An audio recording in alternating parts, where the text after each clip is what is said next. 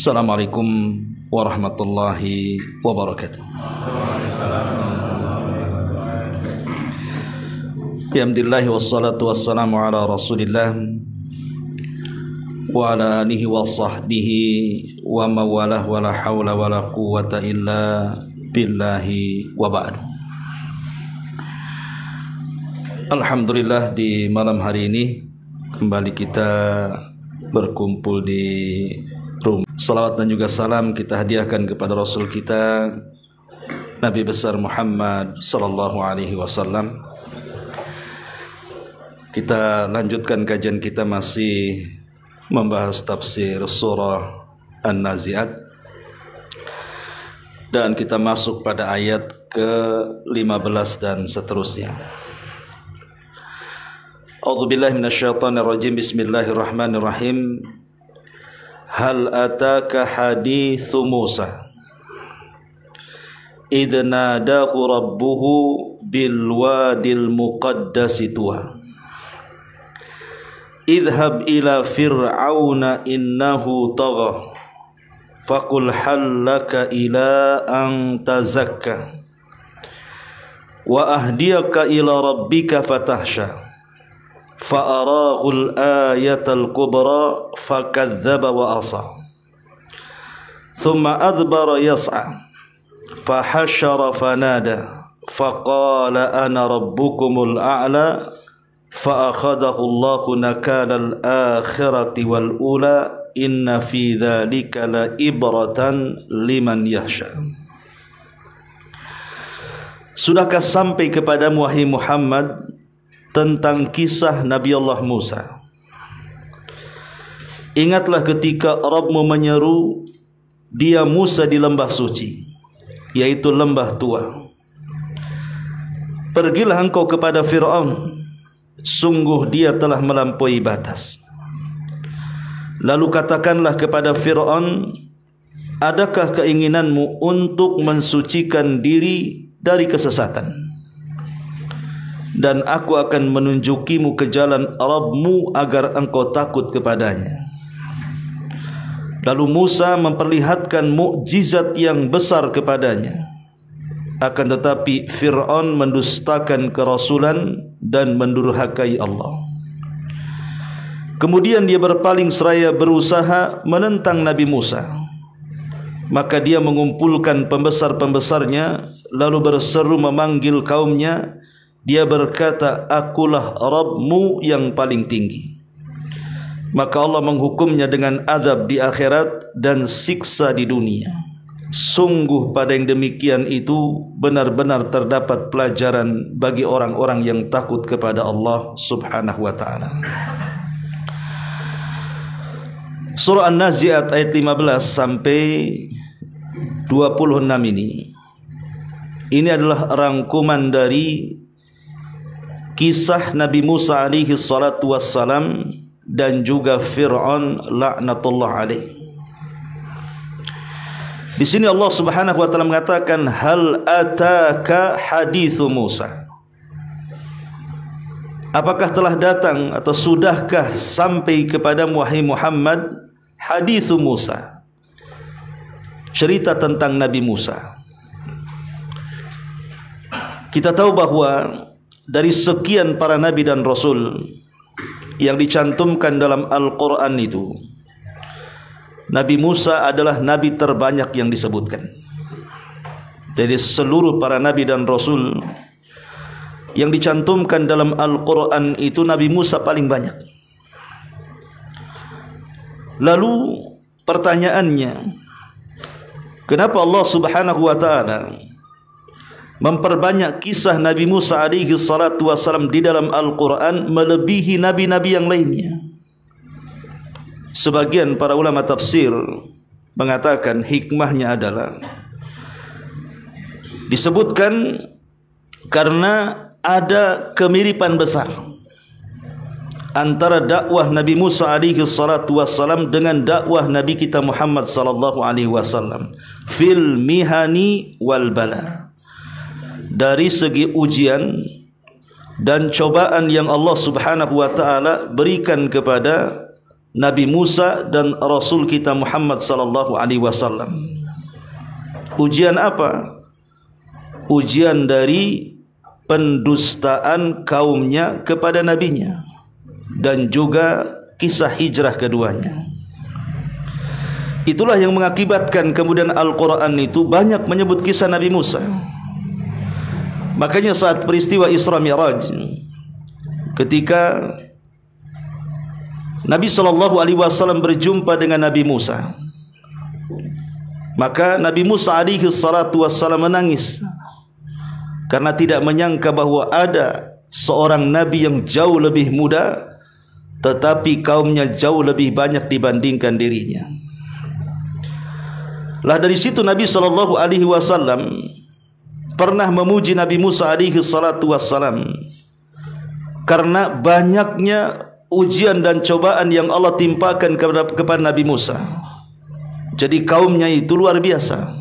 Memuji Nabi Musa SAW, maksudnya Bani Israel, sampai-sampai Nabi mengatakan rahimallahu akhi Musa, semoga Allah merahmati saudaraku Nabi Musa. Udhiya katsiran fasabara, dia banyak diuji oleh Allah Subhanahu wa taala, tapi dia sangat sabar. Lah kesabaran Nabi Musa alaihi salatu wasalam itulah yang kemudian ditiru oleh Nabi.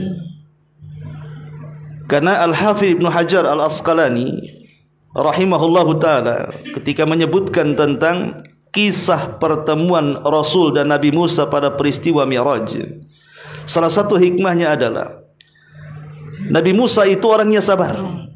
Ketika menghadapi Bani Israel, seolah-olah Allah ingin katakan, wahai Muhammad, sabarlah engkau seperti sabarnya Nabi Musa ketika mengobati kaumnya. Itulah kenapa kemudian Nabi Musa banyak diceritakan dalam Al-Quran, karena banyak diambil hikmah oleh Nabi SAW dalam dakwah. Makanya di sini Allah Subhanahu wa taala mengatakan, hal ataka hadithu Musa. Musa sendiri secara nasab adalah Musa ibnu Imran, ibni Yashur, ibni Qahid, ibni Lawi, ibni Ya'qub, ibni Ishaq, ibni Ibrahim. Jadi turunannya sampai kepada Ishaq putra Ibrahim alaihi salatu wassalam. Adapun kalimat Musa ibn Imran, bukankah kalimat Al-Imran di dalam Al-Quranul Karim itu tersematkan kepada keluarga Maryam? Dari sini kata ahli tafsir mengatakan, ya memang Imran itu ada dua keluarga. Pertama, Imran yang hidup di Baitul Maqdis. Imran yang hidup di Baitul Maqdis, dan itulah ayahanda daripada Maryam bintu Imran, kakek daripada Isa bin Maryam. Makanya kalimat Al-Imran dijadikan satu nama dalam surah, namanya surah Al-Imran. Surah Al-Imran itu artinya keluarga Imran, dan yang dimaksud di situ adalah keluarga Nabi Isa ibnu Maryam. Tapi di sana juga ada Imran yang kedua, Imran yang hidup di Mesir. Itulah yang kemudian melahirkan seorang nabi, memiliki keturunan seorang nabi namanya Musa ibnu Imran. Jadi keluarga Imran ada dua. Ada keluarga Nabi Musa alaihi salatu wasalam di Mesir, dan ada keluarga Isa di Palestina, Baitul Maqdis. Ma'asyiral muslimin wal muslimat rahimani wa rahimakumullah. Kemudian Allah Subhanahu wa taala mengatakan, idzna da rabbuhu bil wadil muqaddasi tuwa. Ingatlah ketika Rabbmu menyerumu wahai Musa di lembah suci, yaitu lembah Tua. Di mana lembah Tua ini? Memang banyak versi menurut ulama tafsir di mana letak lembah Tua ini. Karena lembah ini sangat bersejarah. Apa sejarahnya? Disilah Nabi Musa alaihi salatu wassalam diangkat menjadi nabi dan rasul. Dan pertama kali dialognya Nabi Musa dengan Allah Subhanahu wa taala sehingga disematkan kalimat kalimur rahman. Nabi yang selalu berdialog dengan Allah tanpa perantara. Sebenarnya para nabi yang pernah berdialog dengan Allah tanpa perantara itu ada 3. Pertama, Nabi Adam alaihi salatu wassalam, dia berdialog dengan Allah di sorga tanpa perantara. Kemudian Nabi kita Muhammad sallallahu alaihi wasallam, dia berdialog tanpa perantara di Sidratil Muntaha saat peristiwa Isra dan Mi'raj. Dan yang ketiga, Nabi yang kita bicarakan ini, Nabi Musa alaihi salatu wasallam, berdialog tanpa perantara di Bukit Tua. Saat Nabi Musa alaihi salatu wasallam hijrah dari Mesir ke Madian, kemudian berjumpa dengan 2 gadis putri daripada Syuaib, bukan nabi ya. Jadi Syuaib di sini adalah rajulun saleh, orang saleh. Walaupun sebagian kisah Israiliyat mereka menganggap Syuaib ini adalah nabi, tapi kita kaum muslimin mengatakan pendapat yang betul bahwa Syuaib di sini bukan nabi, tetapi rajulun saleh, orang saleh, punya 2 putri. Lah salah satunya menikah dengan Nabi Musa alaihi salatu wassalam dan punya keturunan. Setelah 10 tahun Nabi Musa di Madian, kemudian dia pun kembali ke Mesir. Lah di tengah perjalanan itulah obor yang dibawa padam. Kemudian dia minta izin kepada istrinya untuk mencari obor. Rupanya dari kejauhan ada api yang berada di pohon zaitun. Dia tidak paham bahwa areal pohon zaitun itu adalah Bukit Tua, bukit yang sangat disucikan Allah subhanahu wa ta'ala. Semakin mendekati pohon itu, semakin terang apinya. Anehnya tidak membakar pohonnya. Ketika kemudian mendekat, disitulah Allah subhanahu wa ta'ala berdialog dengan Nabi Musa dan mengatakan, innani anallah, sesungguhnya saya adalah Tuhanmu hai Musa. Kemudian Allah subhanahu wa ta'ala memberikan mukjizat kepada Nabi Musa berupa tongkat menjadi ular dan tangan yang dimasukkan ke dalam pesak bercahaya. Setelah itu kemudian, setelah Allah membekali dengan 2 mukjizat inilah, maka Allah subhanahu wa ta'ala perintahkan Nabi Musa untuk berdakwah kepada Fir'aun. Makanya ayat selanjutnya Allah mengatakan, idhab ila Fir'aun, pergi wahai Musa ke Fir'aun, innahu tagha, karena dia orang yang sangat melampaui batas. Ada yang mengatakan bahwa letak Bukit Tua itu, sebagian ahli tafsir mengatakan bahwa dia terletak di selatan Nablus. Selatan Nablus, di situ ada Tur, maksudnya di Palestina. Jadi letaknya di Palestina, selatan Nablus. Dan ini versi orang-orang Yahudi. Orang-orang Yahudi mengklaim bahwa Bukit Tua itu di selatan Nablus, tepatnya di Palestina. Tapi ada juga yang mengatakan bahwa Bukit Tua itu di barat daya Syam. Di sana ada gunung namanya Gunung Zaitun sekitar Bukit Baitul Maqdis. Ya masih daerah Palestina juga. Tapi yang satu selatan Nablus, tetapi yang satu di barat daya Syam, letaknya di Gunung Zaitun. Ini juga dikuatkan oleh beberapa para ulama. Tetapi ada juga yang mengatakan yang masyhur adalah yang dimaksud Bukit Tua itu lokasinya di Mesir. Karena memang perjalanan Nabi Musa dari Madian menuju Mesir, artinya sudah masuk pada perbatasan Mesir. Maka letak tua itu adalah di Mesir, yang kemudian dikenal dengan Bukit Sinai namanya.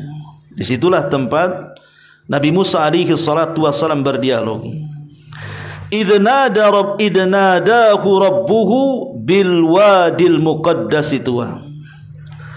Kemudian setelah Allah subhanahu wa ta'ala mengangkat Nabi Musa alaihi salatu wassalam menjadi nabi dan rasul, kemudian dibekali mukjizat, maka Allah perintahkan Musa untuk berdakwah kepada Fir'aun. Idhab ila fir'auna innahu tagha. Wahai Musa, berangkatlah engkau kepada Fir'aun, karena manusia satu ini orang yang paling melampaui batas. Ma'asyiral muslimin yang dimuliakan Allah subhanahu wa ta'ala, di sini Allah subhanahu wa ta'ala memerintahkan Nabi Musa untuk memulai berdakwah. Hikmahnya adalah bahwa Quran ini, saya ulangi, bukan kitab sejarah yang kita nikmati ceritanya, tetapi Quran ini kitab ibrah dan pelajaran dalam kehidupan untuk diambil pelajarannya. Ketika Allah Subhanahu wa taala menceritakan Nabi Musa, kemudian Allah Subhanahu wa taala menceritakan tentang kisah permulaan dakwah beliau, maka setiap kita wajib mengikuti dakwahnya para nabi, bahwa hidup kita ini hanya untuk berdakwah. Dakwah itu kan tidak mesti menjadi seorang ustaz. Minimalnya dalam keluarga, seorang orang tua berdakwah kepada anak, suami kepada istri atau sebaliknya, keluarga kepada tetangga, dan begitu seterusnya. Itulah yang diperintahkan Allah Subhanahu wa taala. Nanti kita jelaskan tentang hikmahnya. Kita jelaskan di sini dulu. Allah mengatakan, "Idhhab ila fir'auna innahu tagha. Fakul hal laka ila an tazakka." Nanti sesampainya di hadapan Fir'aun, katakan kepada dia, maksudnya Fir'aun, adakah engkau wahai Fir'aun keinginan untuk membersihkan dirimu dari kesesatan? Sadarlah dari kesesatan. Wa ahdiyaka ila rabbika fatahsya. Dan selain juga mensucikan dari kesesatan, aku menunjukimu ke jalan Rabbmu supaya kamu menjadi orang yang takut. Fa'arahul ayatal kubra. Kemudian Fir'aun pun melihat tanda-tanda kebesaran Allah Subhanahu wa taala, maksudnya mukjizat Nabi Musa alaihi salatu wassalam. Ma'asyiral muslimin yang dimuliakan Allah Subhanahu wa taala, di sini Allah Subhanahu wa taala katakan Fir'aun itu orangnya tughyan. Tughyan itu artinya melampaui batas. Sampai di mana melampaui batas Fir'aun sehingga Allah Subhanahu wa taala katakan innahu tagha? Pertama, Fir'aun ini berhukum bi ghairi ma anzalallah. Dia berhukum dengan selain daripada yang Allah Subhanahu wa taala turunkan. Bahkan menjadikan dirinya ma'bud, sesembahan selain daripada Allah Subhanahu wa taala, dan ini bentuk pelampaui batas yang paling tinggi. Yang paling parah melampaui batasnya Fir'aun karena dia berhukum bukan dengan hukum Allah, dia menganggap dirinya sebagai Tuhan. Makanya dalam ayat yang lain Allah Subhanahu wa taala mengatakan, wa qala fir'aunu ya ayyuhal mala'u ma 'alimtu lakum min ilahin ghairi. Fir'aun mengatakan, wahai para pembesarku, wahai masyarakatku, aku tidak kenal ada Tuhan selain aku, katanya. Maka kezaliman mana lagi yang lebih zalim dibandingkan orang yang mengaku Tuhan? Itulah maka Allah Subhanahu wa taala menyebut Fir'aun itu tagha, melampaui batas, karena dia sudah mengaku dirinya Tuhan, kemudian berhukum dengan hukum selain yang Allah Subhanahu wa taala turunkan. Ini yang pertama. Yang kedua, Fir'aun ini di antara bentuk tughyannya, melampaui batasnya, dia terlalu sombong dengan kekayaan dan kekuatan dan kerajaan yang ia miliki. Dia terlalu sombong, seolah-olah dia orang yang paling kaya, seolah-olah dia orang yang paling kuat, seolah-olah dia orang yang paling kuasa.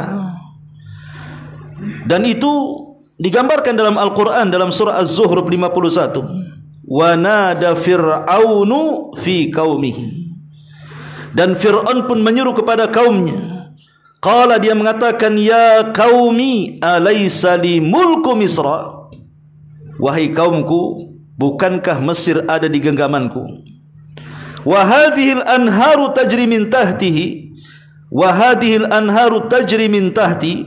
Dan sungai-sungai yang ada di Mesir ini semua berjalan di bawah kakiku. Afala tubsirun, tidakkah kau melihatnya? Ucapan Fir'aun ini menunjukkan tentang kecongkakan, tentang kesombongan, seolah-olah harta-harta dia, seolah-olah kekuatan-kekuatan dia, seolah kekuasaan-kekuasaan dia. Maka siapapun yang menyombongkan dengan harta, kekuatan dan juga kekuasaan, maka tidak sama saja anda dengan Fir'aun yang disebutkan dalam Quran ini. Dan Fir'aun di zaman sekarang banyak. Ya, mereka sombong dengan kekayaan, sombong dengan kekuatan, dan sombong dengan kerajaan. Itu adalah Fir'aun. Itulah bentuk melampaui batasnya Fir'aun. Yang ketiga, Fir'aun ini dia mengingkari perkara-perkara yang gaib. Jadi ketika Nabi Musa alaihi salatu wassalam datang dengan membawa tauhid, kemudian juga mengingatkan tentang ada hari setelah kematian, bahwa akan ada pertanggungjawaban di hadapan Allah Subhanahu wa taala karena melampaui batasnya, dia mengingkari. Dia mengingkari hal itu. Makanya Allah Subhanahu wa taala menggambarkan dalam surah Al-Imran ayat 10 sampai 11-nya, innal ladzina kafaru lan tughniya anhum amwaluhum wala auladuhum minallahi syai'a wa ulaika hum waqudun nar. Sesungguhnya orang-orang kafir pada hari kiamat tidak akan bermanfaat bagi mereka harta mereka, tidak akan bermanfaat anak-anak mereka dari Allah sedikit pun, karena mereka akan menjadi kayu bakar neraka. Kemudian Allah mengatakan kadabi ali fir'auna, seperti yang dilakukan oleh Fir'aun dan orang-orangnya. Walladzina min qablihim, dan orang-orang sebelum mereka, kadzabu bi ayatina, mereka mendustakan dengan ayat-ayat kami. Fa akhadahumullahu bidzunubihim, maka Allah siksa mereka karena dosa yang mereka lakukan.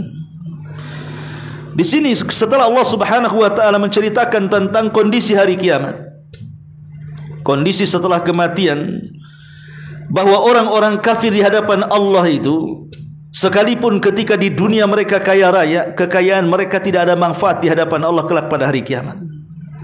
Sekalipun mereka memiliki keturunan yang sukses sekalipun, di hadapan Allah tidak ada manfaatnya anak-anak mereka itu sama sekali. Kemudian Allah Subhanahu wa taala mencontohkan seperti Firaun dan juga orang-orangnya. Dari sini kita tahu bahwa di antara bentuk melampaui batasnya Fir'aun karena dia mengingkari perkara-perkara gaib. Dia tidak yakin ada kehidupan setelah kematian. Itulah bentuk tughyannya dia. Ini yang ketiga. Yang keempat, Fir'aun ini mendustakan ayat-ayat Allah, memusuhi Rasul dan para duat serta wali-wali Allah Subhanahu wa taala. Dan itu digambarkan di dalam surah Yunus ayat 75 sampai 77. Allah mengatakan, "Tsumma ba'atsna mim ba'dihim Musa wa Harun ila Fir'auna." Kemudian kami utus setelah mereka Nabi Musa dan Harun untuk berdakwah kepada Fir'aun wa malaihi dan orang-orangnya, bi ayatina, dengan membawa ayat-ayat kami. Jadi Musa datang kepada Fir'aun membawa dua ayat.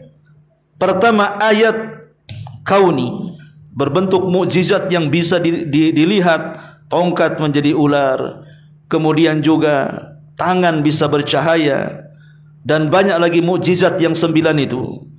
Kemudian ayat-ayat syar'i, di mana Musa pun diturunkan kitab langit untuk menjadi bukti bahwa dia seorang nabi dan rasul dan mendakwahkan tauhid. Tetapi apa yang terjadi? Allah katakan, fastakbaru wa kanu qauman mujrimin. Tapi mereka sombong, dan mereka termasuk kaum yang penuh dengan berlumuran dosa. Dari sini tughyan yang keempat adalah si Fir'aun ini suka mendustakan ayat-ayat Allah, memusuhi nabinya, karena tidak menerima Nabi Musa alaihi salatu wassalam dan juga Harun yang datang kepadanya. Dan ini bentuk melampaui batas. Inilah rangkuman kalimat tagha di dalam Al-Quran. 4 perkara inilah yang kemudian Allah katakan, idhab ila fir'auna innahu tagha. Dia si Fir'aun itu orang yang sangat melampaui batas. Ma'asyiral muslimin wal muslimat rahimani wa rahimakumullah. Kemudian Allah Subhanahu wa taala mengatakan, faqul hallaka ila an tazakka. Katakan kepada si Fir'aun itu, hallaka ila an tazakka. Adakah keinginanmu wahai Fir'aun untuk membersihkan dirimu dari kesesatan? Maksudnya kesesatan di sinilah kesyirikan. Karena Fir'aun mengaku Tuhan masalahnya. Wa ahdiyaka ila rabbika fatasha, dan aku akan menunjukimu ke jalan Rabbmu agar engkau takut. Ma'asyiral muslimin yang dimuliakan Allah Subhanahu wa taala, kita tahu bahwa rangkuman dakwah para nabi itu 3. Semua para nabi ketika berdakwah itu kepada 3 perkara.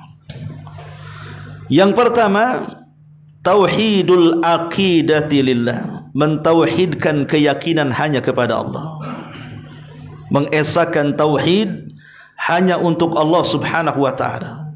Dan itu disyaratkan dalam surah Thaha ayat 14. Innani anallah la ilaha illa ana fa'budni.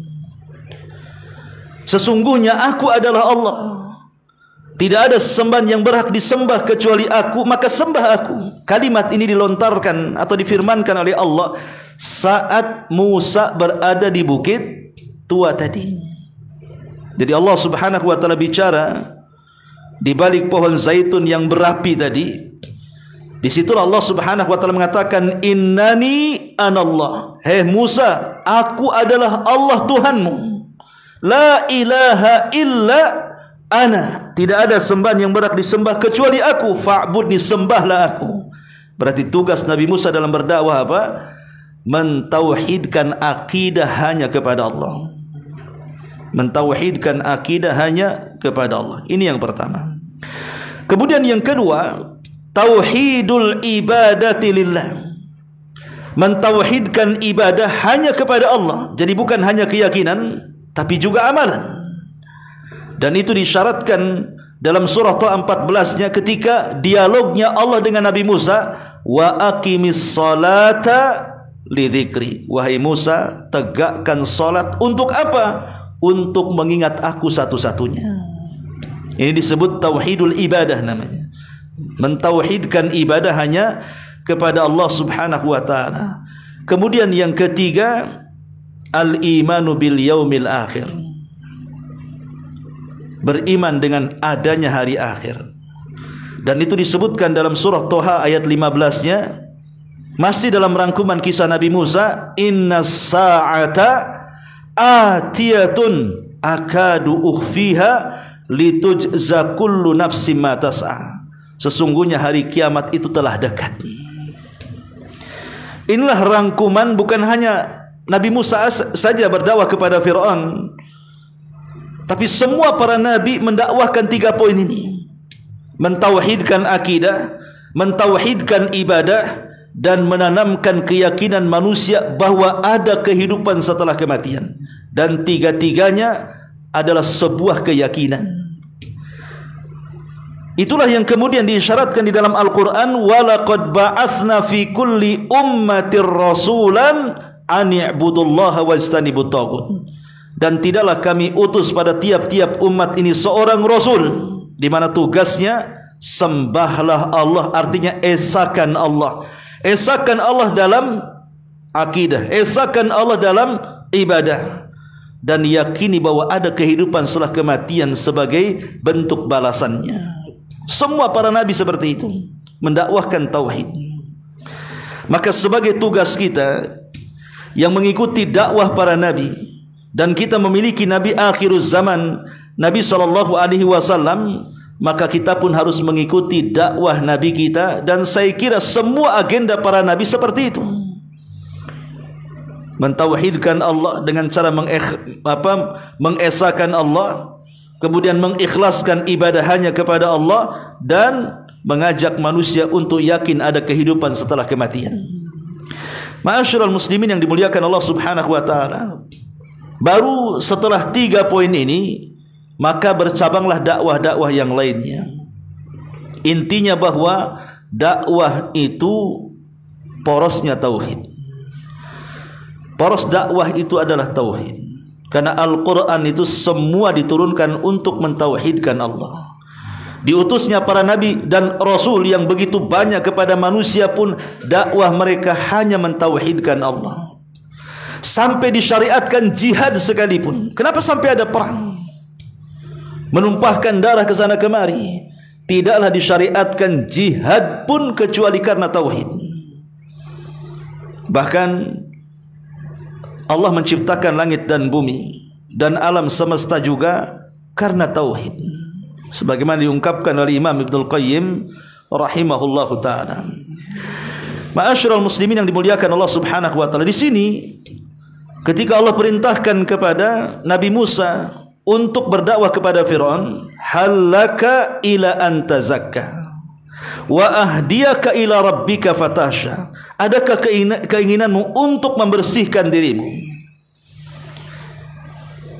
Dakwah itu ada dua macam. Di sini ada faedah yang sangat bagus sekali. Dakwah yang baik itu ada dua macam.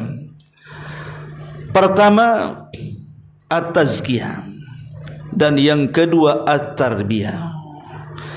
Di sini Allah Subhanahu wa taala mengajarkan kepada kita dari kisah Nabi Musa bahwa Nabi Musa alaihi salatu wasallam ketika berdakwah kepada Firaun itu yang disentuh adalah hatinya.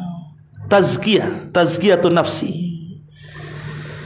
Karena memang hati inilah yang menentukan seluruh anggota badan kita.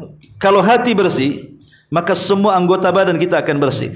Tapi kalau hati kotor, jangan sangka amalan badan diterima oleh Allah. Tidak akan diterima. Karena poros amal itu ada di hati. Bukankah Nabi SAW mengatakan innamal a'malu binniyat, sesungguhnya amal apapun itu tergantung kepada niat, dan niat itu ada di hati.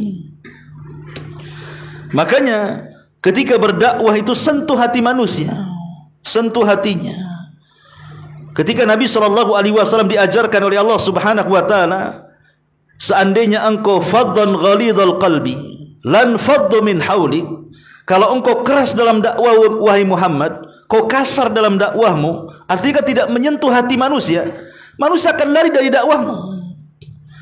Makanya di ayat yang lain ketika Allah Subhanahu wa taala memerintahkan kepada Nabi Musa alaihi salatu wasallam untuk berdakwah, apa kata Allah Subhanahu wa taala? Idhhab ila fir'auna innahu tagha faqula lahu qawlan layyinan la'allahu yatadzakkar aw yahsha. Pergilah kepada Fir'aun, sesungguhnya dia melampaui batas. Katakan kepada Fir'aun wahai Musa dan Harun, qawlan layyinan, ucapan yang indah, ucapan yang santun. Bayangkan, saya kira orang-orang yang kita dakwahi itu tidak sekejam Firaun. Antum pernah berdakwah kepada orang yang sekejam Firaun? Saya kira antum tidak akan mendapatinya. Cukuplah Firaun satu-satunya di dunia ini.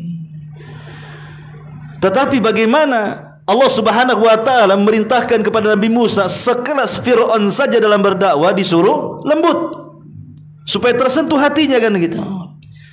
Karena hati itulah yang menggerakkan badan. Kalau hati menerima, maka badan pasti menerimanya. Makanya ini pelajaran bahwa ketika berdakwah itu adalah at-tazkiyah, membersihkan jiwa orang dulu. Baru kedua, wa ahdiyaka ila rabbika fatahsha. Baru setelah bersih hatinya, baru namanya tarbiyah. Baru kita tarbiyah, kita didik mereka, kita arahkan. Kalau hati sudah menerima, badan mau diarahkan kemana saja bisa.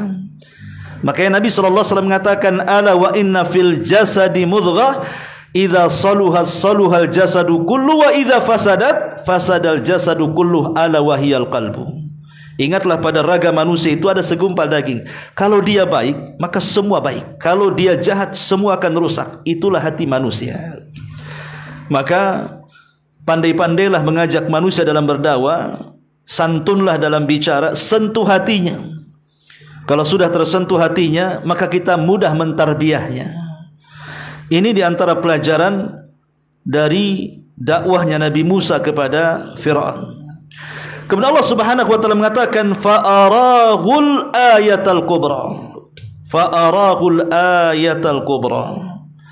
Maka Allah Subhanahu wa taala memperlihatkan kepada Fir'aun itu ayatul kubra, tanda-tanda kuasa Allah Subhanahu wa taala yang sangat luar biasa, yang sangat besar. Ya.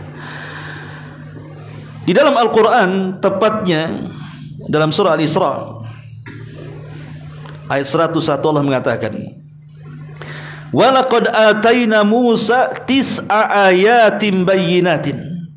Dan sesungguhnya kami telah menganugerahi kepada Musa 9 buah mukjizat. Fas'al Bani Israel id ja'ahum faqala lahu fir'aunu inni la'adhunnuka ya Musa mashura. Dan sungguh kami telah memberikan kepada Musa 9 mukjizat yang nyata. Maka tanyakanlah kepada Bani Israel tatkala Musa datang kepada mereka, lalu Fir'aun berkata kepadanya, sungguh aku sangka engkau wahai Musa adalah seorang yang terkena sihir. Kalimat tis'a ayat, 9 mukjizat, itulah yang dianugerahkan kepada Nabi Musa untuk menunjukkan bahwa dia seorang nabi.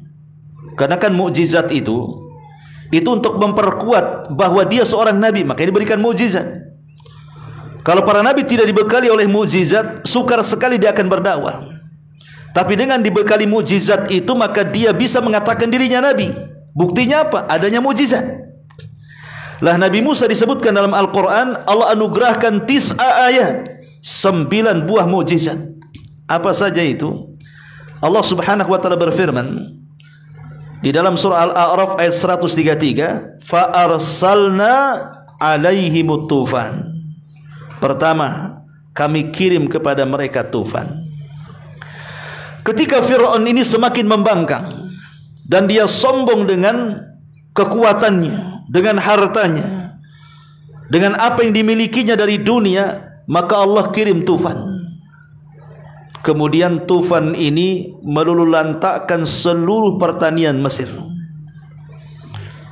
sehingga datang paceklik di mana-mana. Akhirnya bangkrutlah negeri Mesir. Ini yang pertama. Kemudian yang kedua, wal jarad. Dikirim belalang. Belalang di mana-mana. Kemudian wal kummal. Tidak cukup sampai belalang, hilang belalang, datang pula kutu. Kemudian waddafadi wadzafadi, hilang kutu, datang pula katak. Waddam, kemudian hilang katak, datang pula darah. Maksudnya darah di sini air Mesir menjadi darah, sehingga susah untuk mandi, susah untuk minum, karena semua darah. Ya. Kalau Allah mengatakan mufassalatin fastakbaru wa kanu qauma mujrimin. Tetapi dengan adanya mukjizat yang sangat luar biasa ini, mereka sombong. Mereka sombong dan mereka adalah kaum yang berdosa. Ini di luar daripada mukjizat tongkat dan juga mukjizat tangan yang bisa bercahaya. Dan banyak lagi mukjizat Nabi Musa, banyak, bukan 9 mukjizat saja, banyak. Ya. Tapi ini di antara mukjizat yang sangat besar. Makanya Allah Subhanahu wa taala katakan fa'arahu ayatal kubra. Tapi apa yang terjadi? Fakadzdzaba wa asa. Tapi Fir'aun ini memang mendustakan ayat-ayat Allah dan bermaksiat kepada nabinya. Ma'asyiral muslimin wal muslimat rahimani wa rahimakumullah. Ketika Allah mengatakan fakadzdzaba wa asa, bahwa di antara sunnatud dakwah, ikhwan, sunnatud dakwah, tidak semua orang yang antum dakwah itu menerima. Itu sunnah dakwah itu. Ada yang mudah menerima, ada yang sukar menerima, ada juga yang menolak. Namanya dakwah, mengajak manusia. Tugas kita ini sebagaimana Allah katakan kepada Nabi SAW, wa ma 'alaika illal balag. Tidaklah kewajiban engkau wahai Muhammad kecuali hanya menyampaikan saja. Itulah yang disebut dengan hidayatul irsyad. Kita ini hanya menyampaikan hidayatul irsyad. Katakan ini baik, ini tidak baik. Katakan ini tauhid, ini syirik. Ini sunnah, ini bid'ah. Ini taat, ini maksiat. Ini yang hitam, ini yang putih. Tugas kita hanya itu saja. Dan kita tidak bisa memaksa orang untuk masuk ke dalam hidayah. Artinya Kita tidak bisa memaksa orang disetir oleh dakwah kita. Karena kewajiban kita ini hanya menyampaikan. Kalau kita sudah bisa menyampaikan kebenaran, itulah suksesi dakwah seorang dai. Bukan mendapatkan banyaknya mad'u, tidak, tetapi berhasil menyampaikan dakwah yang hak. Ketika Nabi SAW diperlihatkan oleh Allah Subhanahu wa taala dalam mimpinya, Nabi SAW melihat ada kaum yang sangat besar sekali. Kemudian Nabi SAW mengatakan, jangan-jangan itu adalah kaumku kelak pada hari kiamat. Tapi Jibril mengatakan, bukan, itu kaumnya Musa. Kemudian Nabi SAW mengarah penglihatannya ke tempat lain. Rupanya ada kaum yang jauh jumlahnya lebih banyak dibandingkan kaumnya Musa. Kemudian Jibril mengatakan, itulah kaummu. Di dalam mereka ada 70.000 manusia yang masuk surga tanpa hisab dan adab. Kemudian kata Rasul, aku pun melihat ada nabi yang pengikutnya cuman 1, ada nabi yang pengikutnya cuman 2, bahkan ada nabi yang tidak ada pengikut sama sekali. Pertanyaannya, lah nabi-nabi yang tidak punya pengikut, atau mungkin pengikutnya 1 atau 2 atau 3, apa kita katakan gagal dalam berdakwah? Mustahil seorang nabi gagal dalam berdakwah. Makanya para ulama mengatakan, gagal berhasilnya dalam berdakwah itu bukan banyaknya pengikut, tetapi berhasilnya dia bisa menyampaikan kebenaran. Sampaikan kebenaran. Soal dia terima atau tidak urusan Allah itu. Tapi kan kita sudah mengurangi beban kita, bahwa kita sudah menyampaikan risalah Allah kepada manusia. Dan inti risalah Allah adalah menyampaikan tauhid. Dan sifat dakwah ketika menyampaikan tauhid itu, mesti ada orang-orang yang akan mendustakan dakwah kita. Seperti Fir'aun, fakadzdzaba wa asa. Fakadzdzaba wa asa, karena berat mendakwakan tauhid, ikhwan. Antum akan dituduh macam-macam. Kalau mendakwahkan dakwah tauhid, apalagi di tengah-tengah umat yang sudah menyebar kesyirikan di mana-mana, akan sulit dan antum akan mendapatkan tuduhan macam-macam. Nabi Musa saja dikatakan Fir'aun, wa inni la'adhunnuka maskhura. Ya, jangan-jangan engkau ini orang terkena sihir, katanya. Atau mungkin dituduh penyihir seperti Nabi SAW. Kemudian Allah Subhanahu wa taala mengatakan, "Tsumma adbara yas'a." Tsumma adbara yas'a. Kemudian setelah dia mendustakan dan juga mendurhakai Allah Subhanahu wa taala, dia pun berpaling, kemudian berusaha menentang Nabi Musa. Apa yang terjadi? Fahasyara fanada. Penentangannya luar biasa. Dia kumpulkan seluruh pembesar-pembesarnya. Untuk apa? Menyerang Nabi Musa. Kemudian mengatakan, ana rabbukumul a'la. Sayalah Rabb yang paling tinggi di antara kalian. Nah, ini sudah tingkat tinggi kerusakannya, mengaku dirinya Tuhan. Dan kita tahu bahwa sepanjang zaman ada saja orang-orang yang mengaku Tuhan.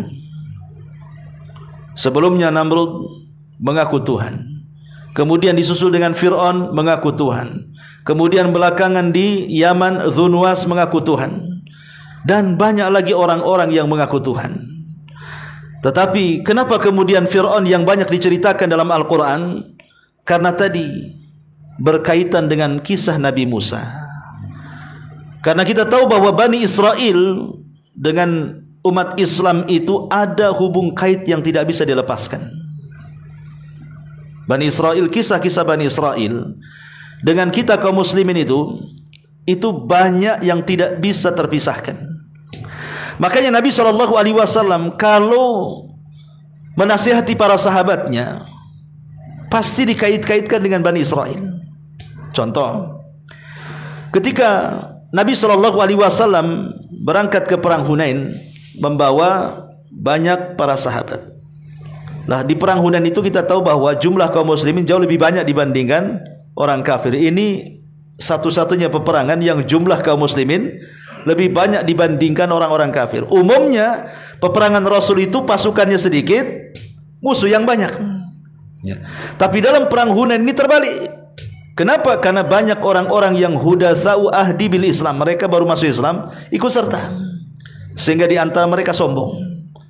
Karena banyaknya tentara mereka sombong, makanya di permulaan peperangan kalah, walaupun di akhir menang karena pertolongan Allah Subhanahu wa taala.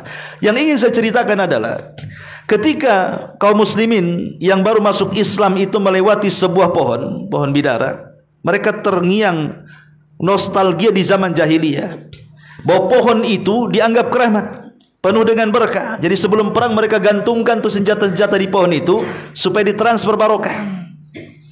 Kemudian setelah waktunya bergerak diambil, baru kemudian berangkat perang. Dan mereka meyakini pedang mereka akan membunuh musuhnya, sehingga mereka berhenti di sekitar pohon itu. Kemudian memanggil Nabi SAW dan mengatakan, "Ya Rasulullah, ij'al lana dhata anwat kama lakum dhatu anwat."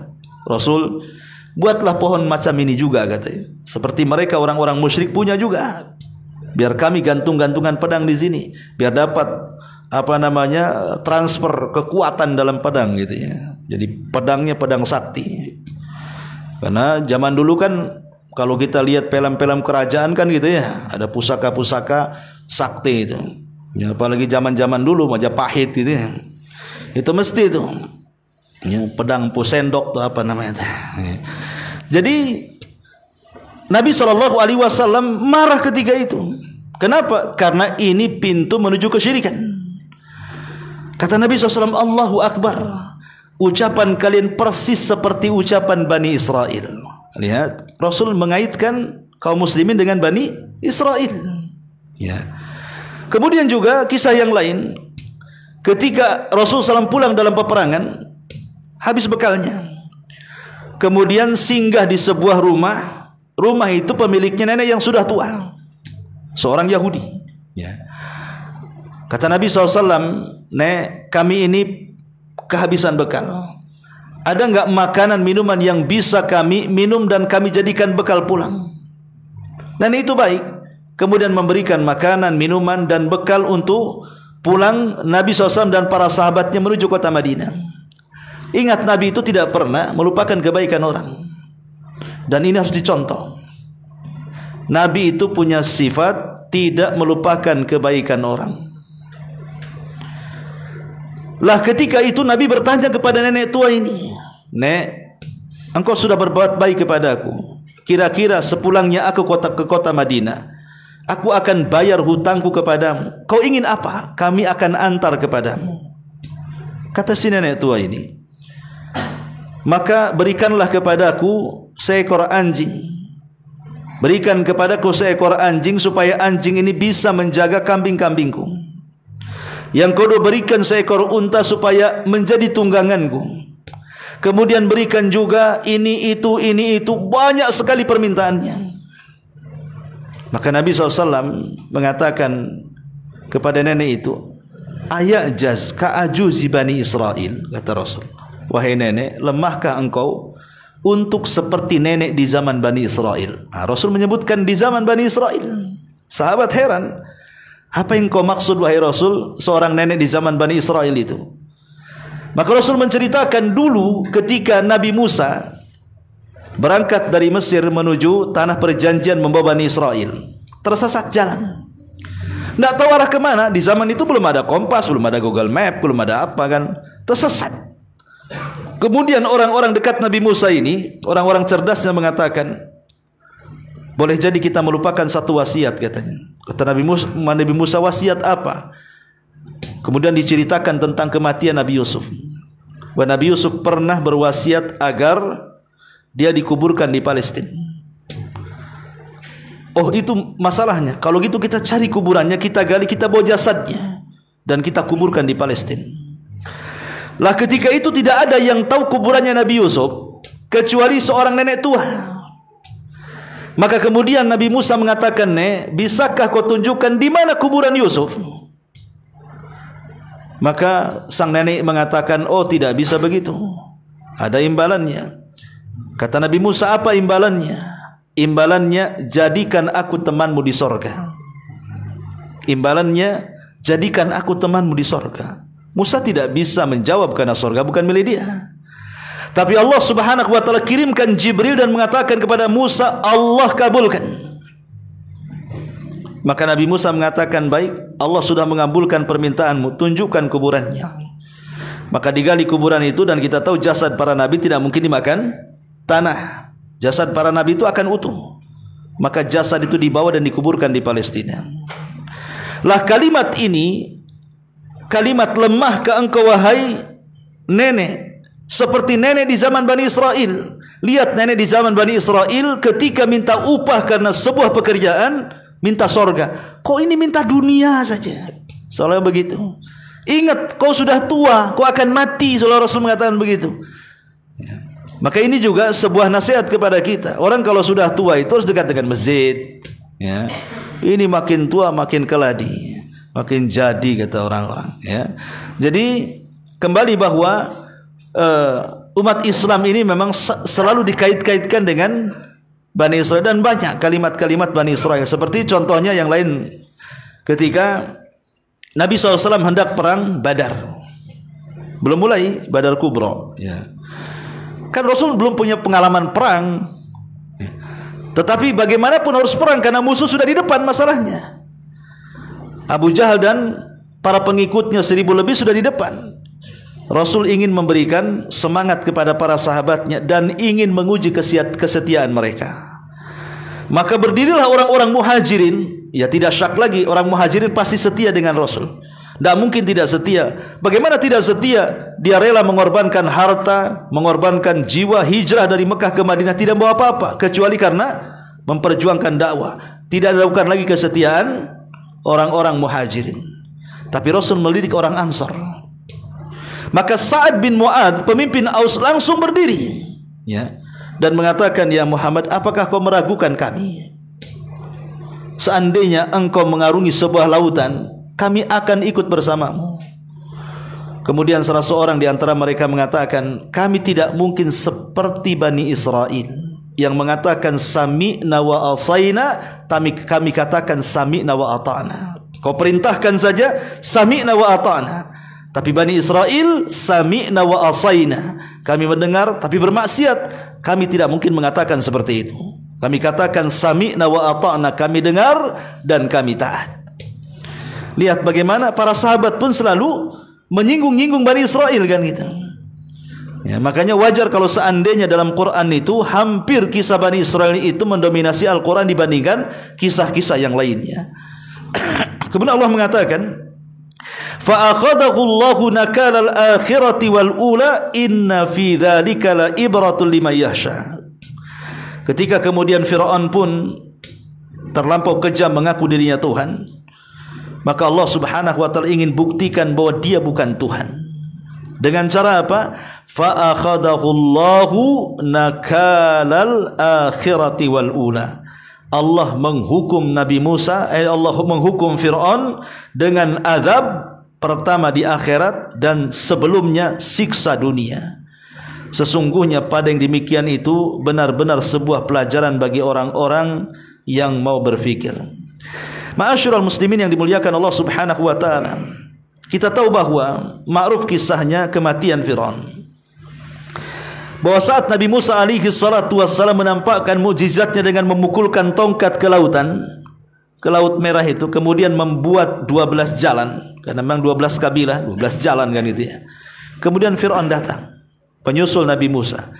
Ketika Musa dan Bani Israel sudah di ujung, rupanya Fir'aun di tengah-tengahnya. Disitulah Allah Subhanahu wa taala perintahkan Musa untuk memukulkan tongkatnya kembali. Maka menyatulah lautan yang menjadi jalan menjadi ombak yang besar. Disitulah Allah tenggelamkan Fir'aun. Disebutkan dalam sebuah hadis, ya, di mana Nabi SAW mengatakan ketika Fir'aun sempat mengucapkan kalimat amantu bima amanat bihi Banu Israel, aku beriman persis seperti apa yang diimani Bani Israel, maka Jibril datang, kemudian masuk ke dalam dasar lautan mengambil tanah hitam, kemudian naik dan menyumpel mulut si Fir'aun. Kata Jibril kepada Nabi SAW, kulakukan karena aku takut dia dapat rahmat. Orang seperti dia tidak layak dapat rahmat. Dari sini menunjukkan bahwa orang yang nafasnya sampai di tenggorokan, maka tidak ada pintu tobat bagi dia. Kalau sudah nyawa di sini, nggak ada lagi pintu tobat. Walaupun dia bisa bicara, saya beriman, saya bertobat. Karena kalau nyawa sudah di tenggorokan itu tidak mungkin balik ke badan, pasti keluar. Hatta idza balagatit taraqi wa qila man raq. Kalau jiwa sudah sampai di tenggorokan, ruh sudah sampai di tenggorokan, wa qila man raq. Dikatakan siapa yang bisa meruqyah dia? Maksudnya mengobati supaya dikembalikan. Ya tidak bisa. Pasti dia mati. Ya.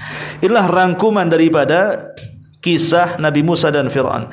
Tapi di sini ada sebuah faedah tentang bagaimana upaya dakwah yang dilakukan Nabi Musa alaihi salatu wassalam kepada Fir'aun. Dakwah ini adalah muhimmatul anbiya. Maksudnya pekerjaan para nabi. Dakwah itu pekerjaan para nabi. Dan pekerjaan para nabi ini harus kita ikuti.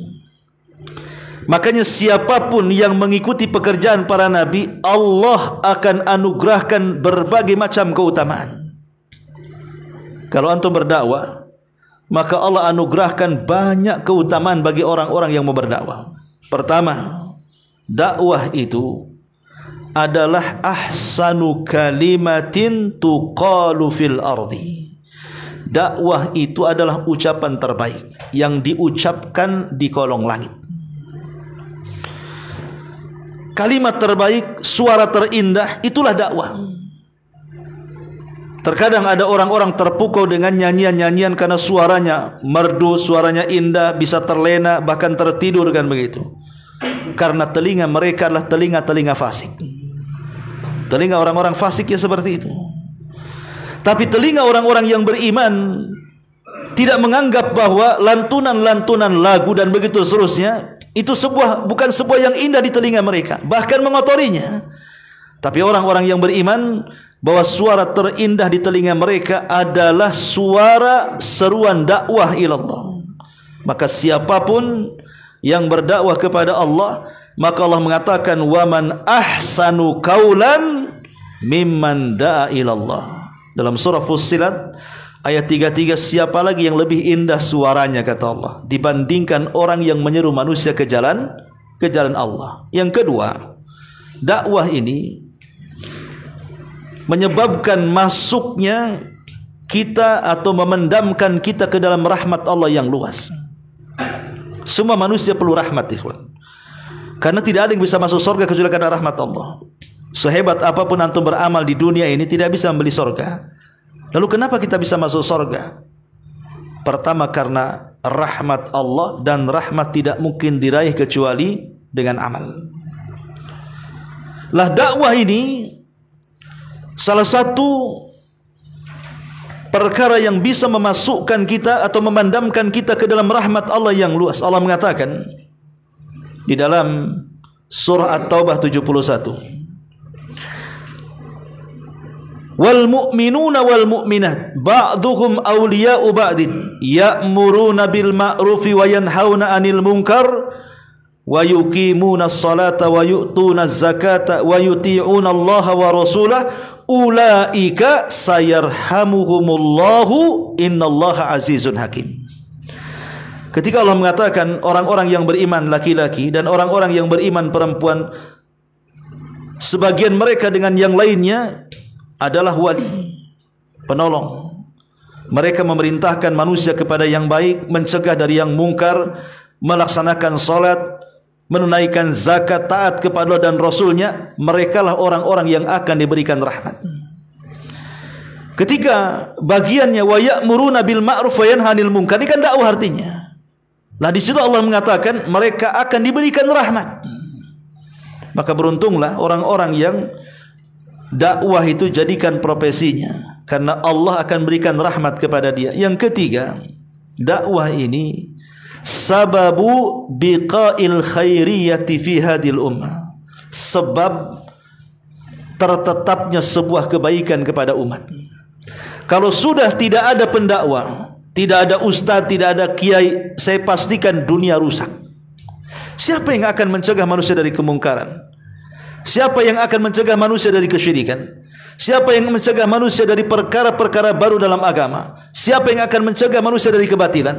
Kalau semua orang diam, Dunia ini pasti rusak.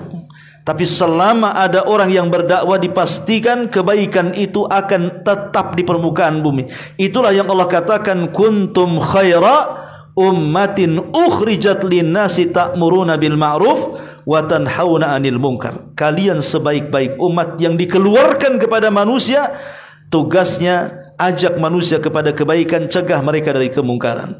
Kemudian yang ketiga, yang keempat, dakwah ini mencegah turunnya azab. Dakwah ini mencegah turunnya azab. Kalau tidak ada orang yang berdakwah di sekitar kita, maka dipastikan daerah itu buruk dan pantas diazab. Makanya ketika Nabi mempermisalkan orang-orang yang mengingkari kemungkaran dengan orang-orang yang diam dari kemungkaran, Rasul mempermisalkan seperti perahu yang memiliki lantai dua, lantai satu dan lantai dua. Lantai bawah tertutup, lantai dua terbuka. Ya. Jadi orang-orang yang di lantai satu ini, kalau meminta air, pasti dia ke atas ke lantai dua. Nanti dari lantai dua dibantu, diulurkan ember mengambil air dari sungai tadi. Ya. Setiap hari seperti itu. Akhirnya kemudian yang di bawah ini merasa nggak enak. Ini kalau kita terus merepotkan orang yang di atas untuk ngambil air, kasihan. Kita ambil air sendiri saja. Caranya apa? Kita lobangi saja kapal ini, nanti airnya masuk dari lubang itu.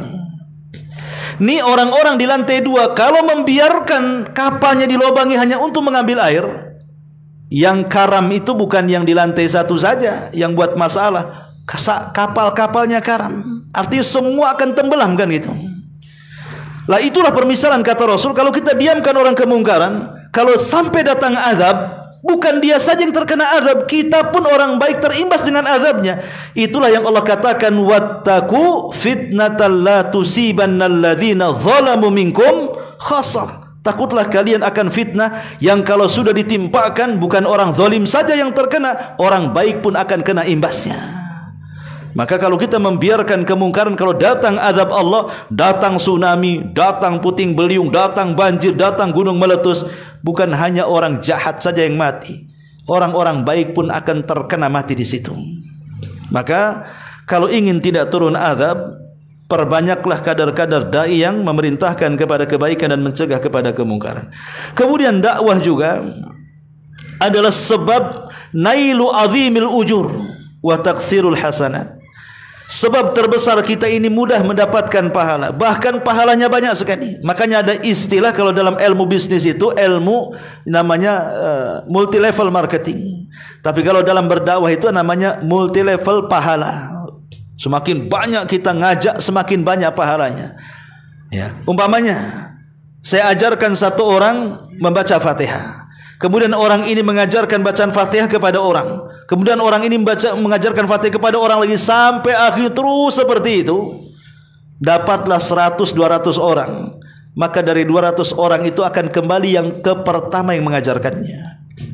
Makanya minimalnya kalau antum mendidik anak antum, dipesantrenkan, akhirnya jadi hafal Quran, kemudian dia juga bisa menguasai ilmu-ilmu yang lain, akhirnya jadi pendakwah, menyadarkan ribuan manusia. Mungkin kita seorang bapak tidak tahu menahu, mungkin anaknya lebih cerdas, tapi karena bapak yang mengarahkannya, ibu yang mengarahkannya sehingga dia jadi cerdas, maka ribuan mad'unya sebanyak itu pahalanya akan dikembalikan kepada orang yang pertama mendidiknya. Itulah makanya betapa besarnya pendidikan anak. Guru-guru di sekolah, mau TK, mau SD, ya, mau pesantren, kalau seandainya kemudian orang yang dididik itu kelak menjadi orang besar, menjadi pendakwah, akhirnya ribuan orang dapat hidayah, maka itu kembali kepada orang yang pertama yang mendidiknya. Ya guru-guru itulah. Ya, murid. Makanya kenapa dahulu ada seorang imam namanya A'mash. A'mash ini ulama dunia, ikhwan. Ulama besar A'mash ini. Satu dunia belajar sama dia, ulama hadis. Tapi dia ajari anak-anak kecil. Sehingga kemudian ada orang mengatakan, ya A'mash, katanya, engkau ini alim min ulama dunia, kenapa kamu ngajari anak-anak kecil-kecil begini? Ajarilah kami yang sudah dewasa. Tapi A'mash mengatakan, engkau tidak tahu, iya sekarang mereka kecil, tapi nanti mereka lah yang akan meneruskan generasiku, katanya. Jadi begitulah para ulama, ya. mengajarkan kepada kita bukan untuk hari ini, tapi ke depan. Entah dari sekian orang yang kita ajar, entah jadi apa kan kita tidak tahu. Anak-anak yang kita didik jadi apa, kita tidak tahu. Tidak mesti mungkin dia jadi ustaz, mungkin dia seorang kaya kemudian dermawan. Bisa saja kita mungkin setelah meninggal, rupanya anak kita ini jadi orang kaya raya. Dengan kekayaannya akhirnya menjadi dermawan, banyak ribuan orang ditolong dia. Maka pahalanya kembali kepada orang tua yang mendidiknya. Itulah kenapa kemudian dakwah ini menyebabkan banyaknya dapat pahala dan banyaknya dapat kebaikan. Dan banyak lagi lah fadilah dakwah kalau kita jelaskan. Saya kira ini yang bisa saya sampaikan. InsyaAllah kita lanjutkan di lain kesempatan. Sebelum saya tutup, kalau ada yang bertanya silakan. Tapi kayaknya sudah malam, tutup sajalah ya. Subhanakallahumma bihamdika asyhadu an la ilaha illa anta astaghfiruka wa atubu ilaik. Allahu ta'ala alam. Assalamualaikum warahmatullahi wabarakatuh.